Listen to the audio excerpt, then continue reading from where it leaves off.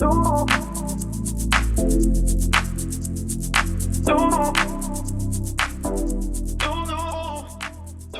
que je vous propose dans ces 3 semaines qui vont venir, c'est un peu spécial.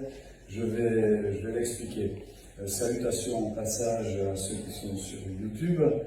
Et pendant 3 dimanches, on va parler de la nature de l'Église. Ça va être aujourd'hui. Je vous explique pourquoi on va faire ça. On va parler de la structure de l'Église dimanche prochain et du mandat de l'Église sur la terre, puisque quand on est sauvé, on est tous prêts à aller au ciel. D'accord avec ça? Amen. Mais on est sur terre, c'est pour quelque chose de particulier. Le but, c'est qu'on puisse cette année fonctionner tous ensemble, selon ce que Dieu nous a donné, selon les talents qu'on a reçus, et aussi dans le mandat qui est le nôtre, ce dont on va parler dans 15 jours. Alors, on passe tout de suite à la nature de l'Église. La nature de l'Église, eh bien, l'Église, elle a un commencement, mais l'humanité a un commencement également. Et si on veut comprendre la nature de l'Église aujourd'hui, alors, on est bien d'accord que nous sommes une Église ici. Moi, j'ai rayé le mot annexe, parce qu'il n'est pas dans la Bible. C'est un mot administratif. Administrativement, on comprend que l'ADD de Pour la Nouvelle dépendent de l'ADD de Narbonne. Mais bibliquement, on n'est pas autre chose qu'une Église. Amen. Ok avec ça? Ça a une origine, et l'origine, eh bien, c'est le commencement, c'est l'origine de l'humanité. C'est là qu'on va comprendre le sens de l'Église avec toute l'histoire de l'humanité. Dieu créa l'homme à son image, il le créa à l'image de Dieu, il créa l'homme et la femme. Dieu les bénit. Et dans ces 3 phrases, il s'est passé quelque chose. Dieu les bénit. Et ensuite, Dieu leur a donné, va leur donner un mandat. Mais entre le fait de les bénir et leur donner le mandat, assujettissez tout ça, il va regarder et il trouve que c'est très bon. Et ce très bon, c'est la première fois qu'il apparaît dans les 6 jours de la création. Les autres jours, c'est écrit, Dieu vit que c'était tout simplement bon. Et là, c'est très bon. Donc on sent que tout le but de la création est atteint, c'est complet, lorsque l'homme et la femme sont créés. Mais pourquoi? Pourquoi Dieu a-t-il créé une humanité? Pourquoi est-ce qu'il a créé une humanité? La seule explication, c'est la nature de Dieu. Quelle est la nature de Dieu? Dieu est amour. Dieu est amour. Et la raison de la création, c'est de permettre à Dieu d'exprimer son amour, de révéler son amour, de communiquer sur un mode qui est l'amour. Et c'est ce qui s'est passé dès les premières minutes, dès les premières heures de l'humanité. Dieu aimait Adam et Ève aimaient Dieu. Et tout se passait dans cette relation où il n'y avait pas autre chose que de l'amour. Il y a la chute, et dans la chute, qu'est-ce qui a changé? L'homme a cessé d'aimer Dieu. Qu'est-ce qui a remplacé l'amour? Ce qui a remplacé l'amour, c'est la crainte. À partir de là, la crainte est apparue et a déformé le comportement de l'être humain, les relations des êtres humains entre eux. Mais il y a une chose qui n'a pas changé du tout, c'est que Dieu a continué à aimer l'être humain et aujourd'hui, il l'aime toujours, même dans les pires comportements que celui-ci peut avoir. Dieu a modifié sa manière d'être en relation avec l'être humain pour pouvoir, au long des siècles, l'amener jusqu'au pied de la croix, jusqu'à la révélation de ce grand plan de salut. Alors, je ne vais pas m'attarder sur ce plan de salut, mais l'Église, c'est le rétablissement de cette relation de ce plan de salut. La première chose qu'on veut retenir sur la nature de l'Église, l'Église est un peuple qui a été réconcilié avec Dieu par le sang de Jésus et qui vit avec Dieu une relation uniquement basée sur l'amour. Amen. Ça, c'est très important. Notre relation avec le Seigneur, ce n'est que l'amour. On va parler d'organisation, de stratégie, de toutes ces choses-là, de gestion, de leadership, mais tout ça, c'est annexe. Le seul qualificatif pour décrire la relation que nous avons avec Dieu, c'est l'amour, et on l'a entendu ce matin dans nos louanges, dans nos chants, c'est de l'amour qui s'est exprimé. C'est pas vrai? Ça jaillit de nos cœurs et c'est tellement bon. Et quand demain l'Église sera dispersée, parce qu'elle sera toujours là, l'Église, mais pas rassemblée, dispersée, eh bien c'est de l'amour que nous allons manifester avec Dieu et non pas, comme on l'a entendu aussi, de rechercher les mérites et tout cela. D'ailleurs, qui est l'Église pour Jésus-Christ? L'épouse. C'est curieux ça, hein? C'est ce mot-là qui a été choisi pour décrire l'Église. Ça parle quoi? Un mariage. Oui, je sais, il y a les mariages où on mélange des fortunes pour signer des gros contrats, mais non, c'est un mariage qui est d'amour. Éphésiens 5 va le dire, il s'est livré, il a aimé, il s'est livré pour l'Église, il a tout donné pour l'Église. Et aujourd'hui, eh bien, malgré qu'on soit sur un chemin terrestre, la relation c'est l'amour. Alors attention, parce que, et ça aussi on l'a entendu dans les louanges, nous sommes complètement défigurés, déformés en ce qui concerne l'amour.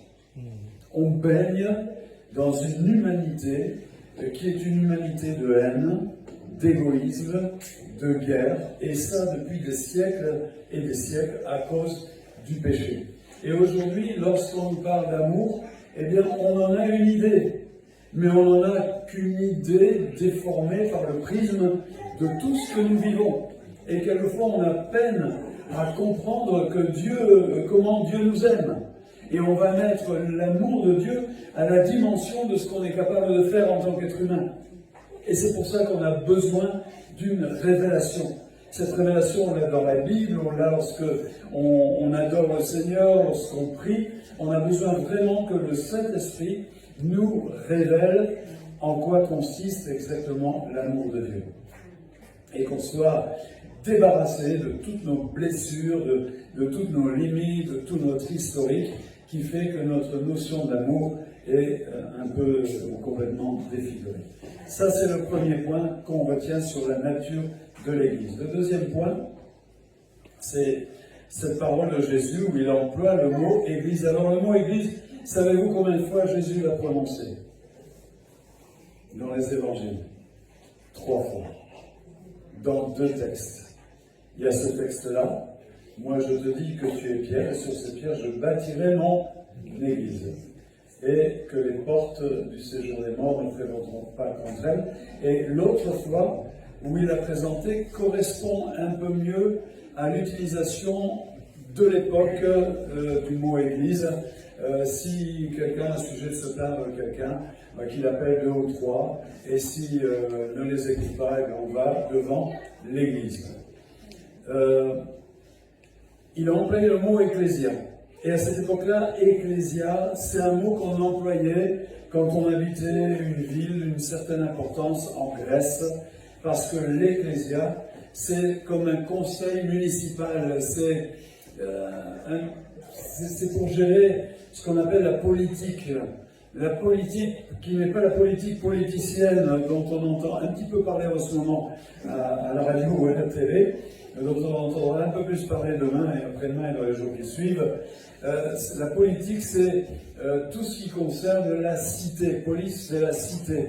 D'ailleurs, la police, elle est là pour veiller sur la sécurité des habitants de la cité. Métropole, mégalopole, on a toujours cette racine. Et l'ecclésia, eh bien, c'était une assemblée de gens qui décider, qui aussi évaluait, jugeait, conseillait tout ce qui concerne la cité, afin qu'il y ait une bonne marche. Et ceux qui composaient l'Ecclésia, c'était des personnes qui étaient connues pour leur haute moralité, pour leur sens des valeurs, pour leur intégrité, leur honnêteté. Des personnes, on dirait, qui ont un bon témoignage.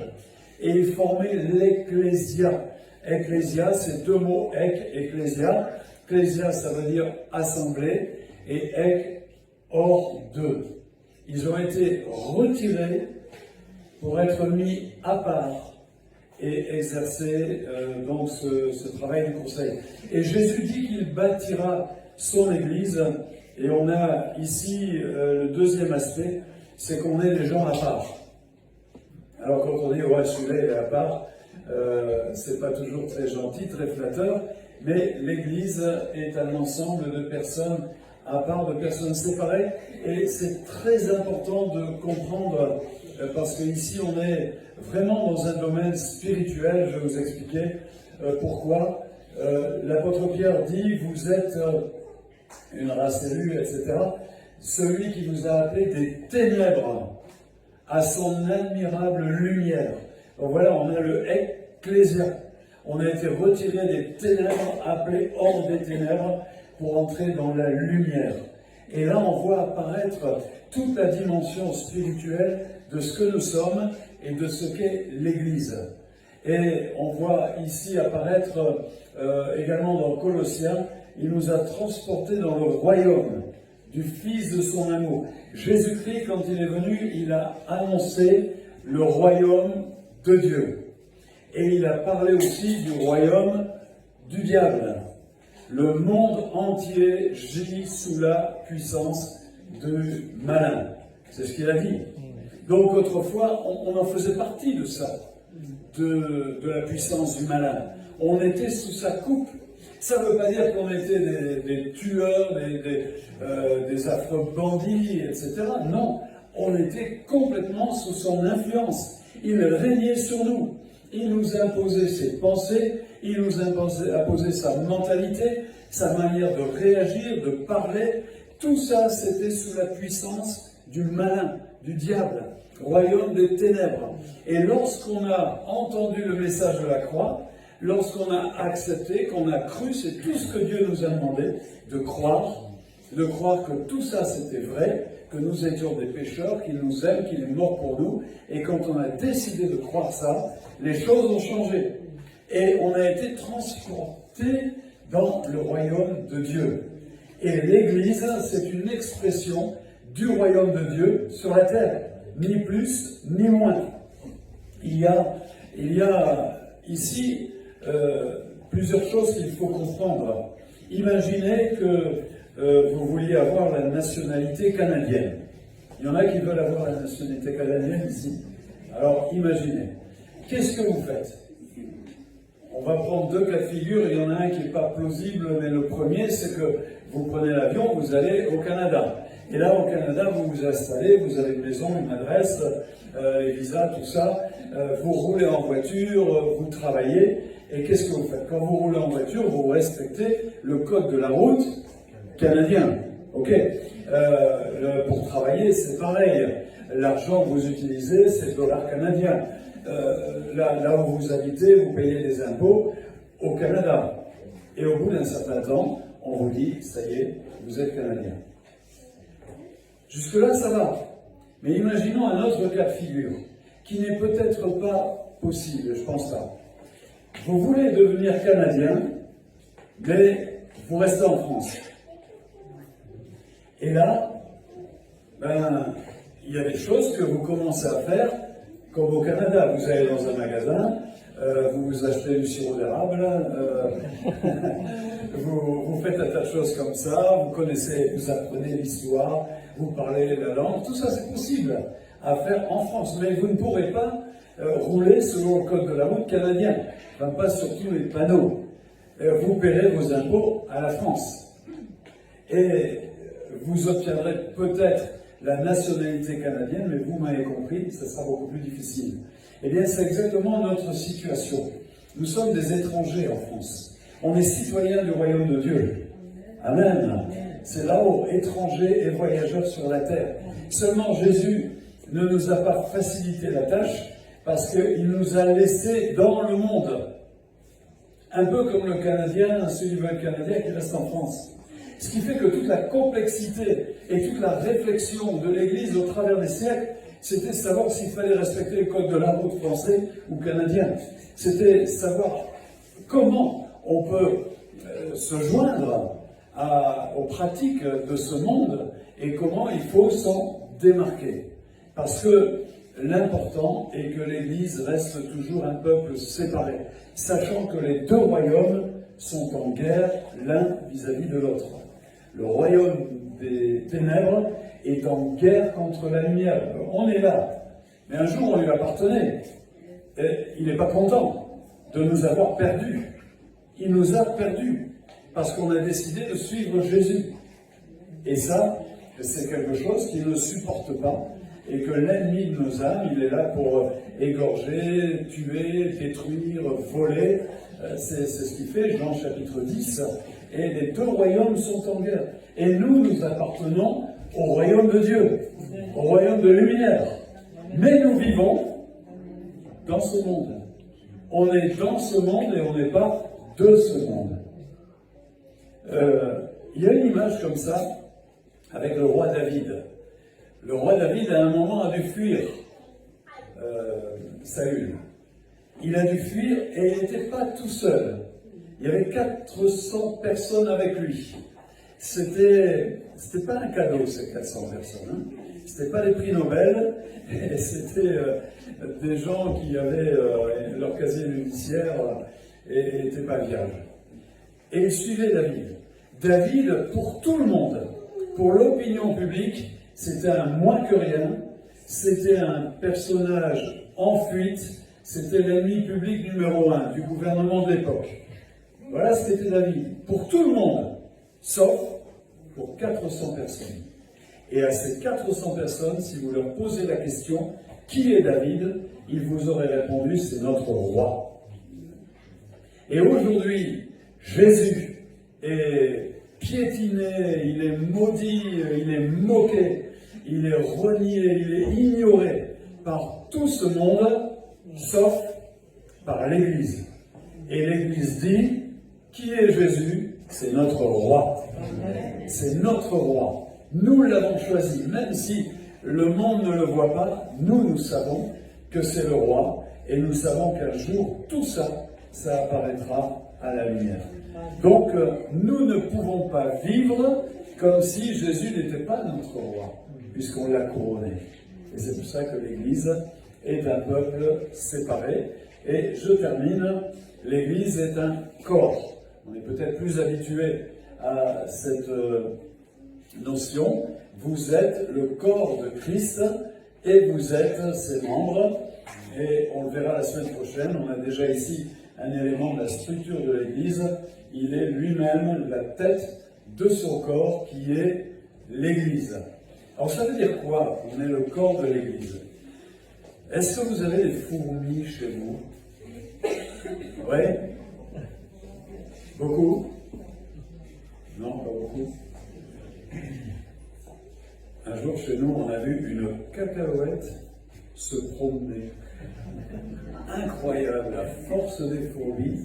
Elle tirait la cacahuète qui était tombée de la table et le truc il se baladait tout seul. C'est impressionnant. Mais une fourmi tout seul, ça n'existe pas. Ça n'est rien. Quelqu'un me dit que l'animal, c'est pas la fourmi. L'animal, c'est la fourmilière. Parce que tout est organisé et les fourmis sont interdépendantes. Elles ont leurs tâches, elles ont leur rôle et elles dépendent les unes des autres. Pareil pour une ruche. Et pareil pour l'Église. Nous sommes interdépendants les uns des autres. Et ça, c'est une notion qu'il ne faut pas oublier parce que cette notion peut aller à l'encontre de certaines tendances. Alors je vais m'exprimer là-dessus, mais on est interdépendants les uns des autres. Ça veut dire que nous devons prendre conscience, et faisons-le dans nos lectures, dans nos temps de prière, prendre conscience que Dieu a déposé en chacun de nous un talent, un don, une mission. Et tout ça, c'est comme une pièce de puzzle. Et lorsque toutes ces pièces sont bien assemblées, l'Église, elle fonctionne. L'Église, elle vit. Et ce sera aussi un petit peu le sujet de cet outil, l'ecclésiomètre qu'on va utiliser. Interdépendant. Si un membre souffre, tous les membres souffrent avec lui. Si un membre se réjouit, tous les membres sont dans la joie. Ça ne veut pas dire qu'il y a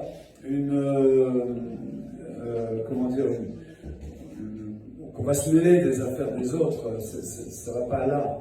Mais c'est spirituel ici. Quand une victoire est remportée, on se réjouit tous. Et quand il y a une épreuve, eh bien, on la porte tous ensemble. Interdépendance également dans le fonctionnement. On le verra dans la structure de l'Église. C'est la réforme qui a remis ça en exergue. On appelle ça le sacerdoce universel, à savoir que le pasteur ou le responsable n'est pas plus, il est au même niveau. Il y a égalité dans le statut devant Dieu, il y a différence dans les fonctions. Mais la différence dans la fonction n'implique pas de supériorité ou de hiérarchie à l'intérieur de l'Église.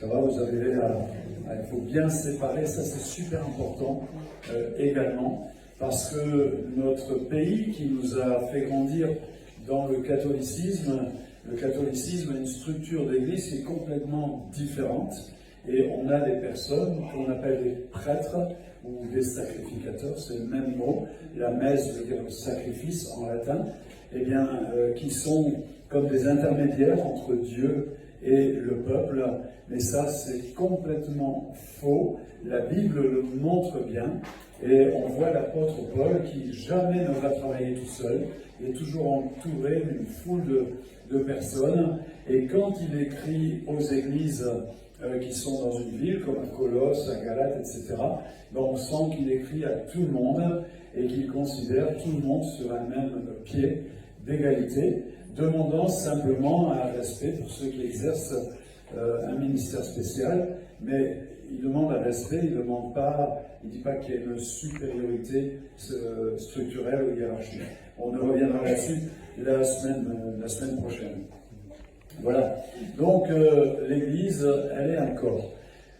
Aujourd'hui, il y a une tendance.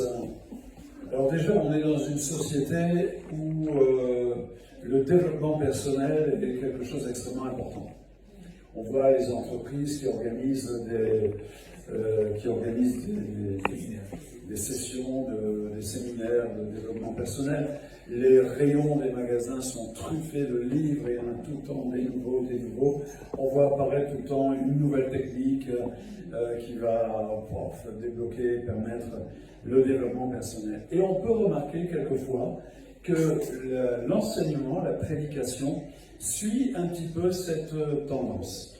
On le remarque quelquefois sur ce qu'on peut trouver sur Internet ou dans certains messages.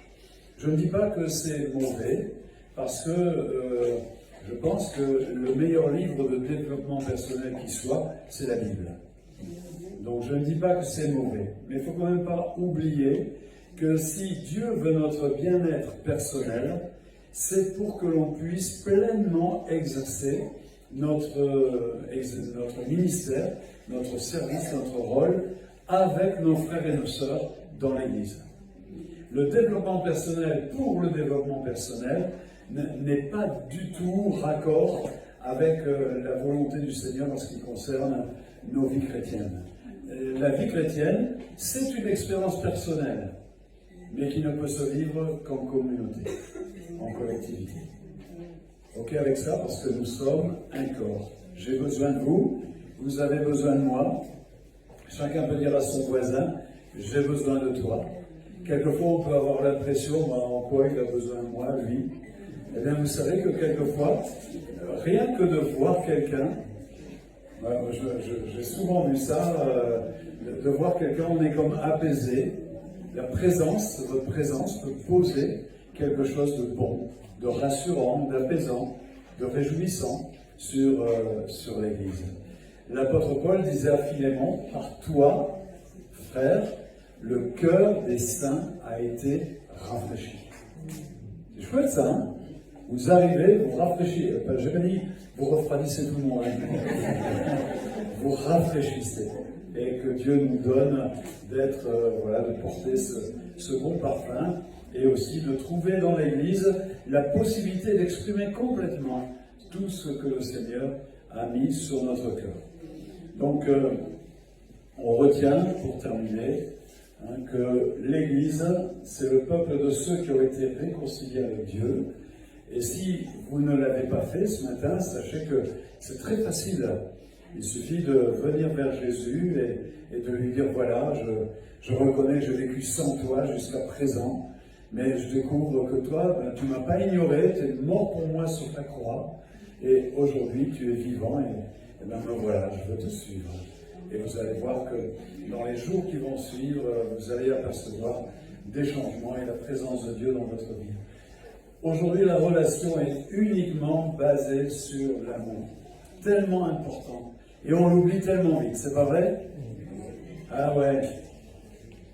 C'est Jacques Brel qui avait une chanson là, pourvu que nous vienne un homme qui rejetterait toutes les solutions qui sont sans amour. J'aime beaucoup cette phrase, je vais la mettre dans le livre, je crois, qui rejetterait toutes les solutions qui sont sans amour. Et bien, quelquefois, on est obligé de dire, Seigneur, moi, je n'ai pas fait ça. Il y avait des solutions sans amour, j'aurais dû les rejeter, je ne les ai pas rejetées. Pas vrai? Alors, apprenons, entraînons-nous, veillez les uns sur les autres pour vous exciter à l'amour. C'est Hébreu qui dit ça. L'Église est le peuple de ceux qui ont proclamé Jésus comme leur roi. Et l'Église est l'expression du royaume de Dieu sur la terre. On a un roi, ce roi il a des lois, des principes, tout ce qui fait une nation, il y a des valeurs, il y a tout ça. Et tout ça, on les fait nôtres. On les adopte. On respecte tout ce qui se passe dans notre pays, la France. Quelquefois, ça nous pose des problèmes. C'est toute la difficulté de l'Église pour continuer à être dans la France sans être de la France. Waouh! Je vais me faire arrêter là. Voilà, nous sommes un peuple à part et nos valeurs sont celles du royaume de Dieu. Et l'Église est un corps. Les membres ne vivent pas pour eux-mêmes, mais sont dépendants les uns des autres. Et c'est notre complémentarité qui fait, comme la fourmilière, que l'Église va pouvoir accomplir le mandat qui est le sien sur la terre. Amen. Alors, voilà pour cette première partie, la nature de l'Église. On va se retrouver dimanche prochain.